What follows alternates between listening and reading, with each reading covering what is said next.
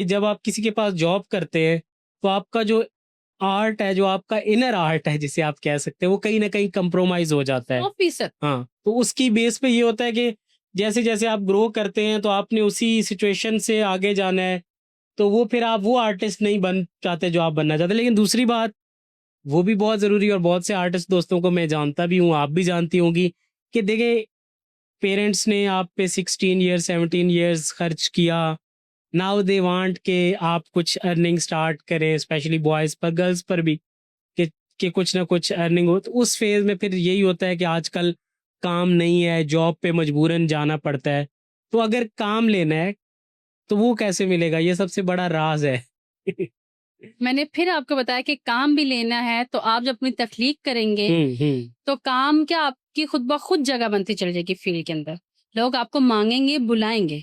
Social media का क्या role है यंग आर्टिस्ट जो मार्केट में आ रहे हैं उन पर, या जो पुराने आर्टिस्ट हैं उन पर, ये किस तरह रोल प्ले कर रहा है? ये उनके लिए बेनिफिशियल है, कहीं बेनिफिशियल है, कहीं नहीं है? देखिए, मैं कहती हूँ सोशल मीडिया बेनिफिशियल है अगर एक खूबसूरत अंदाज में उसको चलाया जाए। काम आता है नहीं आता, सोशल मीडिया पर डाल दो, बिकना शुरू हो जाता है। मैं तो ये कहूँगी। तो तो कहीं ये तो नहीं हो रहा कि जो रियल आर्ट है वो सोशल मीडिया की वजह से इफेक्ट हो रहा है? जी, कारोबार के लिहाज से देखा जाए तो काम तो बिक जाएगा, लेकिन वाक़ई ही बहुत ज़्यादा इफ़ेक्ट हो रहा है, बहुत ज़्यादा। इसलिए तो मैं चाहती हूँ कि पाकिस्तान में इस वक़्त इस विज़न पर काम हो कि आर्ट क्या चीज़ है, ताकि उनको पता चले कि कौन-सा जो आर्ट है वो कमर्शियलाइज़ बेसिस पे किया जा रहा है और कौन-सा जो आर्ट है वो वाक़ई आर्ट है, वो हाथ का फ़न है। इंस्टीट्यूट या इदारे क्या अपना हक अदा कर रहे हैं? ये मैं तालीमी इदारों की बात कर रहा हूँ, जो यंग ग्रेजुएट्स हैं उनको तैयार करने में।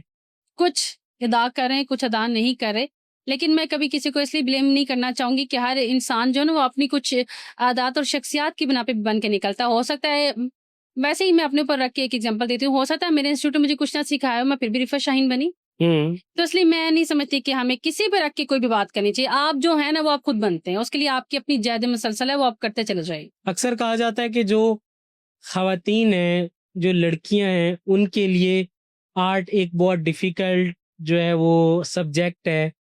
इस तरह के अभी वो आर्ट कर रही हैं, कल उनकी शादी हो जाती है।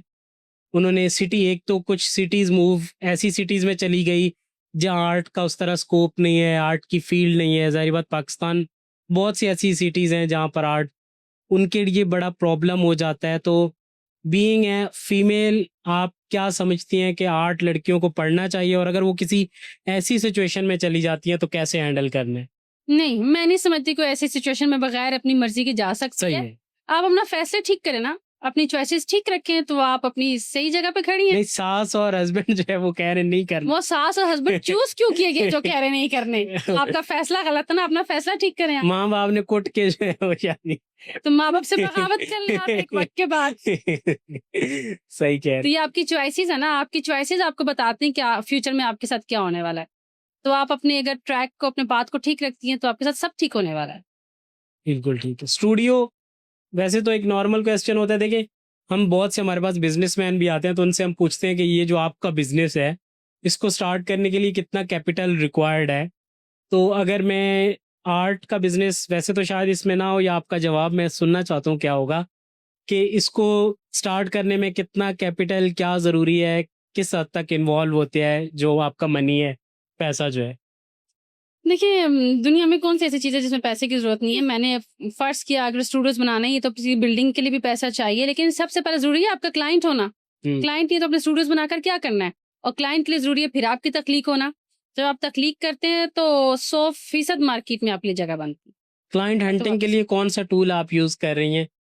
क्लाइंट हंटिंग के लिए, क्लाइंट को ढूँढने के लिए कौन सा ऐसा टूल्स होते हैं? जैसे मैं अगर अपने बिज़नेस की बात करूँ तो हमारा रेफ़रेंस बेस है, इस बंदे ने उसको बताया, उसने उसको बताया, तो हमें काम नहीं, मिलता है। मेरा रेफ़रेंस वैसे ही मेरे छूते ख़्याल। लोग जब देखते हैं कि ये काम इतना मुख़्तलिफ़ सा नज़र आ रहा है पाकिस्तान के अंदर, परफेक्ट। तो लोग खुद ब खुद मुझे राब्ता करते हैं। कई दफ़ा ऐसा हुआ है कि कहीं से मेरी बात नहीं की, उन्होंने कहा जी वो मुजस्समा देखा था, फिर बंदा वहाँ भेजा, उसने देखा तो नीचे आपका नाम लिखा हुआ था, फिर हमने पता-वता करा लिया तो अब तक हम पहुँच गए। मोस्टली मेरे काम से ही मुझ तक लोग पहुँच रहे हैं। तो मेरे कन ख़्याल से वही आपका तख़लीक और छूता ख़्याल लोग आप तक पहुँच जाते हैं। कन्क्लूज़न की तरफ चलते हैं। यंग जो लोग हैं, यंग जनरेशन, उसको पहले भी आप उसको एक क्या मैसेज देना चाहेंगी आप?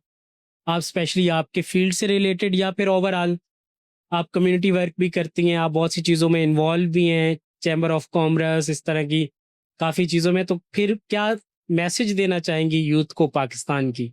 मैं कहूँगी कि सबसे पहले खुद को पढ़ें, जानें कि आप चाहते क्या हैं इस सही। दुनिया से और फिर उसके ऊपर काम करें तो आपको जीने का भी मज़ा आएगा और काम करने का भी।